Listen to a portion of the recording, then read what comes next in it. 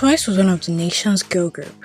They are the face of one of the biggest companies in K-pop. They were digital monsters who would get perfect all kills every time they had a comeback, and now they fall off the charts after a day and don't even crack top 50. So let's take a look at some of Twice's controversies, or what we think contributed to them not being as relevant as they once were. Twice is a South Korean girl group which was formed through an Mnet survival show called 16, debuting under JYP Entertainment on October 20, 2015. The group, which comprises of members Nayeon, Jungyeon, Momo, Sana, Jiho, Mina, Daeyoung, Chaeyoung, and Chui, debuted in 2015 with their hit track Ooh Ah.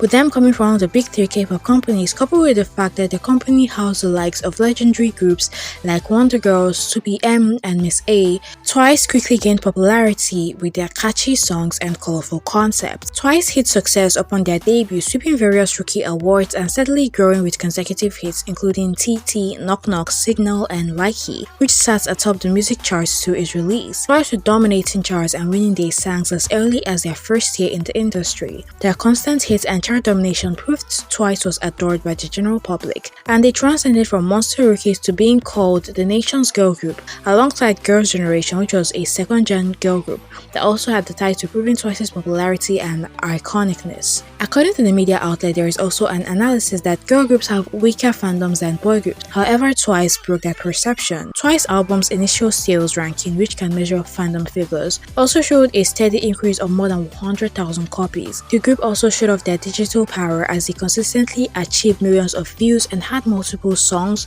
with perfect all kills on Korean charts. Moreover, Twice also ranks as the 6th place for the most awarded group of all times, last tracked since June 2020. Along with this, they also remain as the girl group with the most music show wins in history and 3rd overall. They were labeled as the king of girl groups due to their selling power and multiple achievements. But what went wrong? How did Twice go from being one of the top girl groups in K-pop to a subject of mockery due to their current chart performance?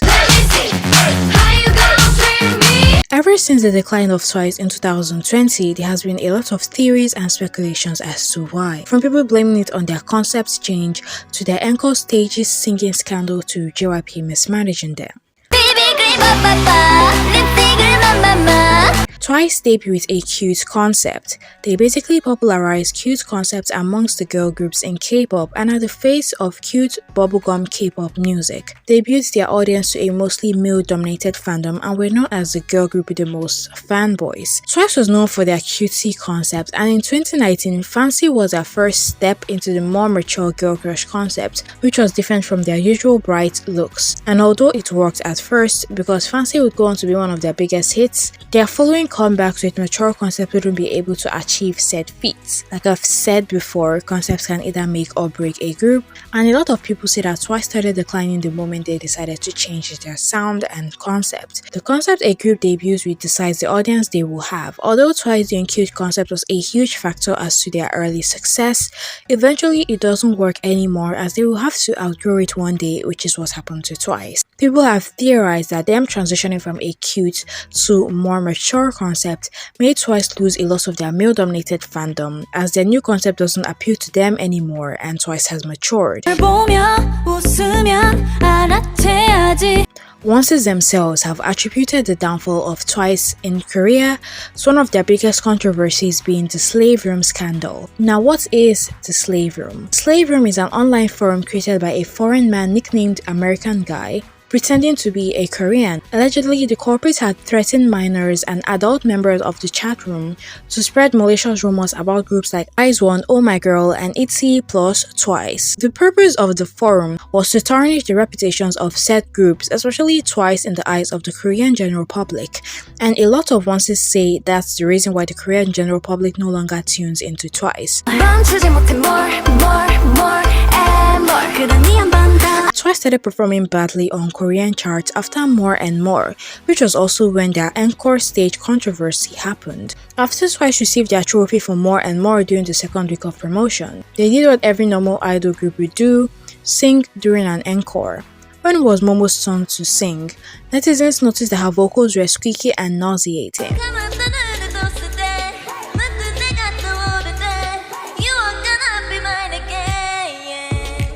Every time in 2020 when another popular group had an encore, netizens would talk about it or compare their vocals to Twice. Netizens even went through other groups' older encores and started badmouthing Twice. It was that bad. When Twice claimed their 5th music show win for More and More, and in their encore stage, a man can be heard saying, "Wow, they're really bad at singing." Their following comebacks were apparently affected by everything. Twice's first English single and pre-release, The Fuse, debuted at 84 on Melon, but that was brushed off due to the fact that it was an English song and did great internationally. However, Twice's following comeback title track Scientist debuted horribly on almost every Korean platform. Thus, another influx of hate occurred, where Korean netizens and international K-pop stans were saying that Twice was over and didn't deserve to be the nation's girl group. Some people believe that Twice could redeem themselves with their next comeback, but their next title track, Talk That Talk, didn't do well on Korean platforms too. On the 10th of March 2023, Twice made their comeback with the release of their 12th mini album,